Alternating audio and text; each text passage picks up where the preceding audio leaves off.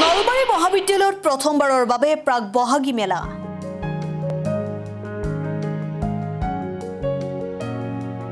সাতখন প্ৰদৰ্শনী আৰু বিপণীৰে ভৰি পৰিল নলবাৰী মহাবিদ্যালয়ৰ বাকৰি। প্ৰথমবাৰৰ বাবে এনেকুৱা প্ৰদৰ্শনী আৰু বিপণী কেন্দ্ৰ দেখি নলবাৰী মহাবিদ্যালয়ৰ ছাত্ৰ-ছাত্ৰীসকলে দলে বলে ওলাই আহিল প্ৰদৰ্শনী আৰু বিপণী কেন্দ্ৰলৈ।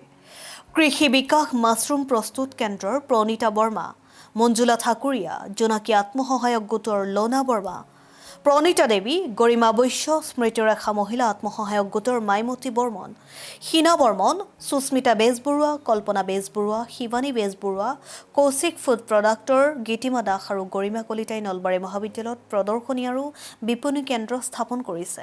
আজি আমি নলবাৰী মহাবিদ্যালয়ৰ ইংৰাজী বিভাগ আৰু IIC ইনষ্টিটিউচন ইনোভেটিভ চেণ্টাৰৰ উদ্যোগত আমি পোনপ্ৰথমবাৰৰ বাবে পৰীক্ষামূলকভাৱে প্ৰাক বহাগী মেলা আয়োজন কৰিছিলোঁ আৰু ইতিমধ্যে আমাৰ প্ৰাক বহাগী মেলা আৰম্ভ হৈছে আৰু এই মেলাত বিশেষকৈ আমি আমন্ত্ৰণ জনাইছিলোঁ আমাৰ মাজত থকা কিছুমান বিশেষ মহিলা যিসকল নিজৰ সৃষ্টিশীলতা আৰু নিজৰ কৰ্মদক্ষতাৰে উজ্বলি উঠিছে। তেওঁলোকে আত্মসহায়ক গোটৰ দ্বাৰা তেওঁলোকে নিজৰ আৰ্থিক কিছু সচ্ছল বা স্বাৱলম্বিতাৰ দিশত আগবাঢ়িছে।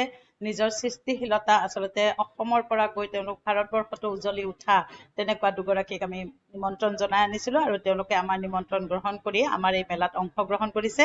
আমাৰ মুখ্য উদ্দেশ্য অকল বিপণী নহয়, তেওঁলোকক আমাৰ ছাত্ৰ ছাত্ৰীসকলৰ লগত চিনাকি কৰাই দিয়া।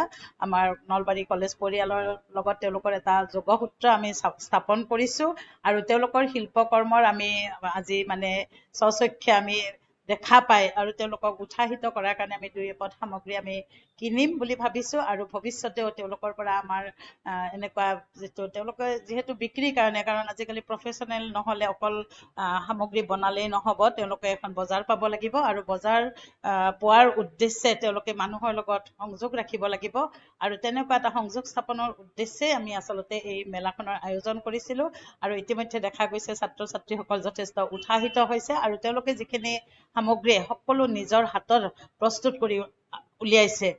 খাইকৈ আমাৰ থলুৱা খাদ্য, থলুৱা বস্ত্ৰ, বেছি দামৰ বস্তু আমি ইয়াত বিক্ৰী কৰিব অনা নাই। তেওঁলোকে খুব কম দামৰ ধৰক গামোচা, হাতে বোৱা গামোচা যিটো আৰু লগতে অক্সিডাইজ গহনা নিজাকে কাষ্টমাইজ কৰি গামোচা আৰু অক্সিডাইজ দুটা মিলাই পেলাই কৰা গহনা আকৃতিৰ পৰা আহিছে গৰিশ্মা কলিতা।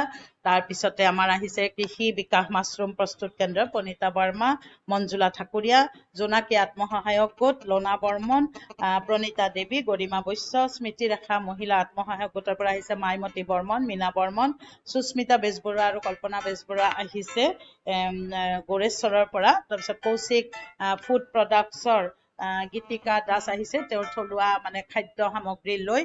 গৰিশ্মা কলিতা আহিছে আৰু এগৰাকী আমাৰ মাজত উপস্থিত হৈছে, তেওঁ থলুৱা কিছু খাদ্য পিঠা পনা চাহৰ ইয়াতে বিক্ৰীৰ কাৰণে তেওঁলোক আহিছে। তেওঁলোকক আমি এখন ঠাই দিব পাই আমি নিজে আনন্দিত হৈছোঁ আৰু ছাত্ৰ ছাত্ৰী, শিক্ষক শিক্ষয়িত্ৰী, কৰ্মচাৰীসকলৰ উৎসাহ উদ্দীপনা দেখা পাই আমি নিজেই আচলতে ধন্য মানিছোঁ আৰু এই মেলাখন আমি সফল যদি হয় আমি ভৱিষ্যতেও এনেকুৱা মেলাৰ আমি আয়োজন কৰিম, কাৰণ আজিকালি এটা কথা হৈছে যে বিয়ণ্ড দ্য ক্লাছৰুম, আমি অকল ক্লাছৰুমৰ ভিতৰতে আমাৰ শৈক্ষিক কৰ্মসূচীৰ ভিতৰতে সীমাবদ্ধ হৈ থাকিলে নহ'ব। আমি আমাৰ কিছুমান আমাৰ দায়িত্ব আছে, আমাৰ কমিউনিটি যিখিনি মহিলা বা বাকী আমাৰ চৌপাশৰ ওচৰ চুবুৰীয়া আমাৰ সকলোৰে প্ৰতি আমাৰ কিছু দায়িত্ব থকা বুলি অনুভৱ কৰি সেই দায়বদ্ধতাৰেহে আমি আচলতে এইখন পৰীক্ষামূলকভাৱে আমি আয়োজন কৰিছিলোঁ। উদ্দীপ্ত কুমাৰৰ ৰিপোৰ্ট, অসম টাইম। ৰাইজৰ কণ্ঠ অসম টাইম। ঘৰত আনন্দ আৰু সম্পৰ্কৰ চমক বজাই ৰাখিবলৈ জৰুৰী হৈছে সকলো আনন্দময় মুহূৰ্তত মৰমৰ উপহাৰ দিয়াটো। সেইবাবে মধুশ্ৰী জুৱেলাৰ্ছে আনিছে সকলো ৰঙীন ক্ষণৰ বাবে বিশেষ গহনা। হীৰাৰে হওক, সোণৰে হওক বা ৰূপৰে হওক, শ্ৰেষ্ঠ ডিজাইনছ আৰু হলমাৰ্কযুক্ত গহনাই ৰাখে সম্পৰ্কক নিখুঁত। তেনেহ'লে আজিয়ে আনক আনন্দ মধুশ্ৰী জুৱেলাৰ্ছৰ সৈতে। যোগাযোগ কৰক 7002800341 নাইবা ভিজিট কৰক LNB ৰোড, নলবাৰী, অসম। আপোনাৰ প্ৰিয় চহৰ নলবাৰীত নিজাববীয়াকৈ বসবাস কৰাৰ সপোন আছে নেকি? চহৰৰ মাজমজিয়াত মাটি কিনি ঘৰ সাজি লোৱাৰ সমস্যাই দেখা দিছে নেকি? সেই সমস্যা এতিয়া আৰু নাই। চহৰৰ মাজমজিয়াত মাটি নিকিনাকৈ নিজে ঘৰ নসজোৱাকৈ এটা বিলাসী ঘৰৰ গৰাকী হ'ব পাৰিব আপুনি। নলবাৰীত প্ৰথমবাৰৰ বাবে সেই সুবিধা আহিছে।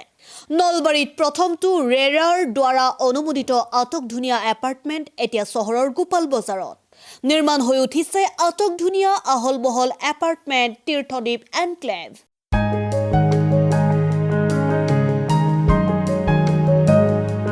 চহৰৰ গোপাল বজাৰৰ DIC পথত নিৰ্মাণ হৈ উঠিছে তীৰ্থদ্বীপ এনক্লেভ এপাৰ্টমেণ্ট।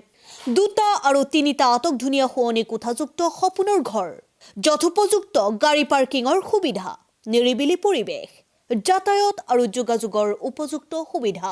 আপোনাৰ সপোনৰ ঘৰখনৰ বাবে ন্যূনতম হাৰত বুকিং চলি আছে। পলম নকৰি এতিয়াই যোগাযোগ কৰক 9706010636 আৰু 9954253864 নম্বৰত।